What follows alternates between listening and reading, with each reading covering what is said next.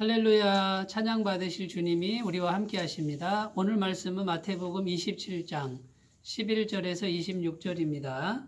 예수께서 총독 앞에 섰음에 총독이 물어 이르되 내가 유대인의 왕이냐? 예수께서 대답하시되 내 말이 옳도다 하시고 대제사장들과 장로들에게 고발을 당하되 아무 대답도 아니하시는지라.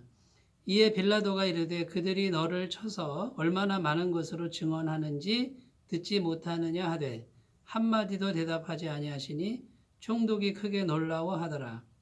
명절이 되면 총독이 무리의 청원대로 죄수 한 사람을 놓아주는 전례가 있더니 그때에 바라바라 하는 유명한 죄수가 있는데 그들이 모였을 때에 빌라도가 물어 이르되 너희는 내가 누구를 너희에게 놓아주기를 원하느냐? 바라바냐 그리스도라 하는 예수냐 하니 이는 그가 그들의 시기로 예수를 넘겨준 줄 알미더라. 총독이 재판석에 앉았을 때에 그의 아내가 사람을 보내어 이르되 저 옳은 사람에게 아무 상관도 하지 마옵소서. 오늘 꿈에 내가 그 사람으로 인하여 애를 많이 태웠나이다 하더라.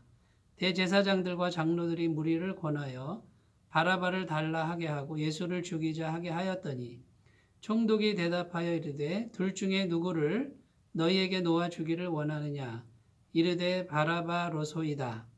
빌라도가 이르되 그러면 그리스도라 하는 예수를 내가 어떻게 하랴? 그들이 다 이르되 십자가에 못 박혀야 하겠나이다. 빌라도가 이르되 어찌미냐? 무슨 악한 일을 하였느냐? 그들이 더욱 소리질러 이르되 십자가에 못 박혀야 하겠나이다 하는지라.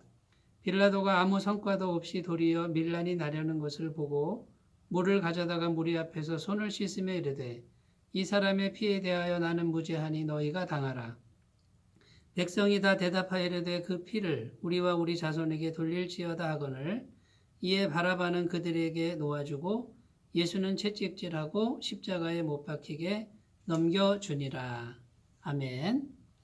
오늘 본문은 예수님께서 빌라도의 법정에서 재판받는 내용입니다. 진리이신 예수님이 비진리인 빌라도와 무리들로부터 유죄를 인정받고 있습니다. 진정한 재판장은 예수님이신데 죄인들이 지금 재판장을 재판하는 이런 모습이 오늘 모습이라고 할 수 있습니다. 현실 속에서 비진리가 승리한 것 같습니다. 진리이신 주님이 망한 것 같고 진 것 같습니다. 그러나 영원한 하나님이 계신 영원한 관점에서는 이 사람들은 영벌을 면치 못하는 사람들이 되고야 말았습니다.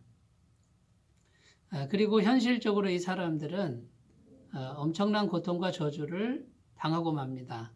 역사적으로 AD 70년에 예루살렘 도성이 멸망하고 예루살렘 성전이 완전히 파괴되는 그러한 고통과 슬픔을 당하게 되는 것이죠.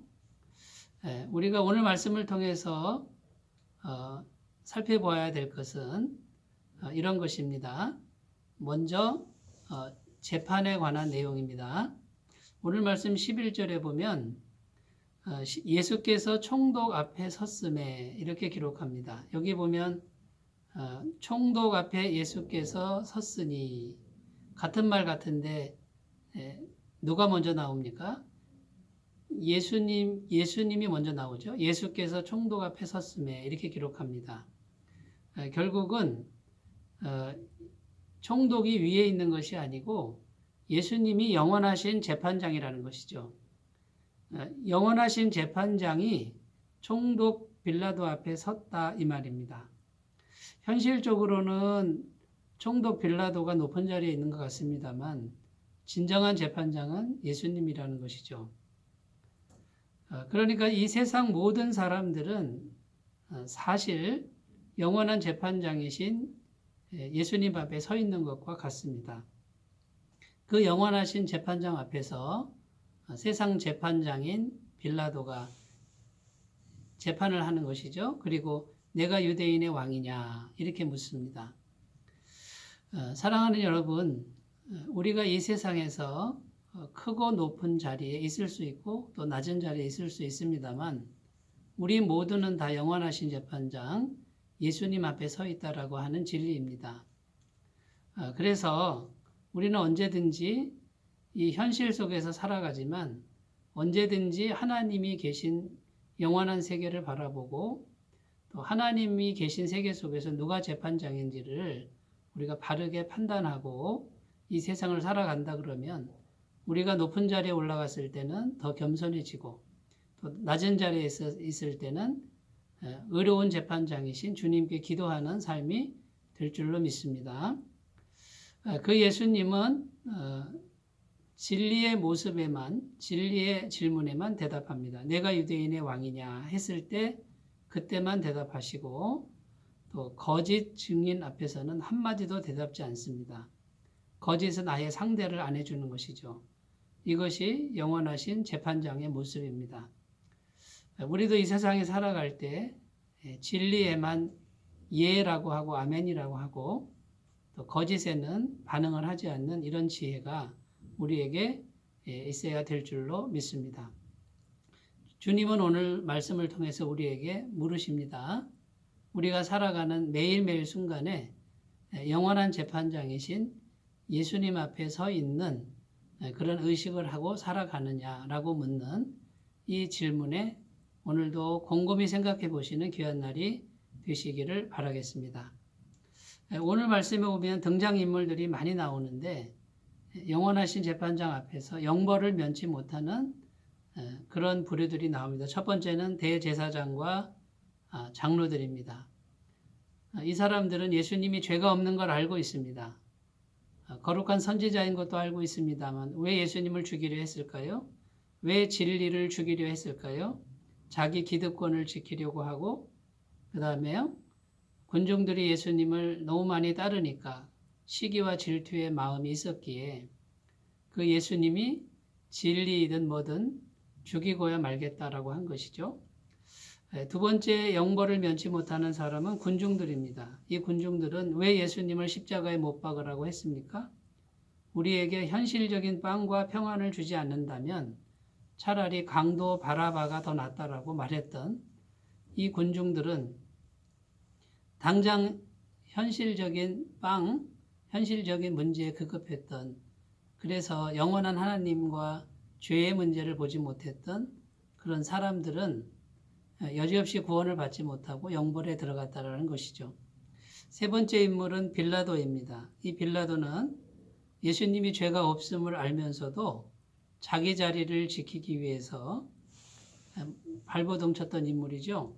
손을 씻으나 그리고 책임은 다른 사람에게 전가하려고 했으나 우리 사도신경에 늘 고백합니다. 본디오 빌라도에게 고난을 받으사 본디오 빌라도에게 고난을 받으사 수천 년 동안 수많은 사람들의 입에 오르내리는 욕된 이름이 되고야 말았습니다.